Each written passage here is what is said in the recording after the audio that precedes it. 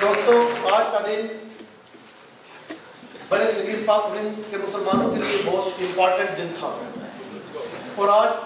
पाकिस्तानी कौम के लिए ये बहुत इम्पॉर्टेंट दिन है, क्योंकि ये जिन कुर्बानियों के बाद ये पाकिस्तान मिला उन कुर्बानियों को याद करने का दिन है और हर किसी को अपना इख्तिसाब खुद करना चाहिए कि हमने इस साल उस मकसद को कहाँ तक पूरा किया। और इस दिन की वसादत से मैं ये उम्मीद करता हूँ कि अल्लाह ताला हमारी ज़िंदगियों में वो दिन ज़रूर लाए जिस तरह हम आज 23 मार्च को सेलिब्रेट करते हैं, इसी तरह एक दिन कश्मीर की आज़ादी का भी सेलिब्रेट।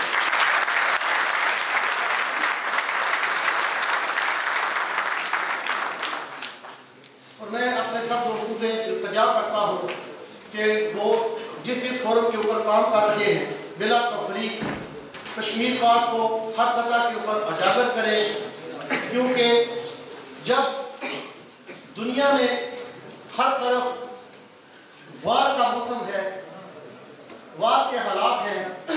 और इस चीज़ को सिर्फ और सिर्फ दुनिया के अंदर डायलॉग के जरिए ही हल किया जा सकता है। और कश्मीर का मसला हमारी गवर्नमेंट ऑफ पाकिस्तान ने, वो गवर्नमेंट किसी भी पार्टी को हो लेकिन उन्होंने हमेशा इसको हर फोरम के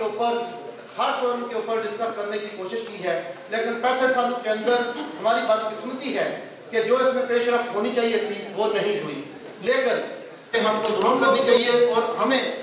उन कश्मीरी भाइयों के साथ, बहनों के साथ, माओं के साथ इसी तरह इंसाफ कर सकते हैं, क्योंकि जो कश्मीर के अंदर जुल्म हो रहा है वो किसी ने ढका छुपा नहीं है।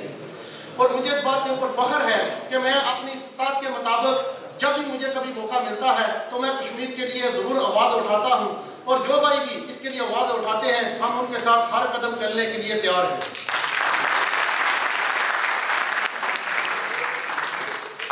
बाकी मेरे भाइयों, पाकिस्तान के जो हालात हैं, हर शख्स दियारे गैर के अंदर पाकिस्तान का सफ़ीर है और अपने अच्छे फेल की वजह से हम पाकिस्तान का इमेज दुनिया के अंदर ख़राब कर दिया गया है। जो प्रोपोगंडा कर रहे हैं लोग पाकिस्तान को तबाह बर्बाद करने के लिए, हमने अपने किरदार और फेल से उस इमेज को ठीक करना है। इन्हीं अल्फाज के साथ मैं इजाज़त चाहता हूँ।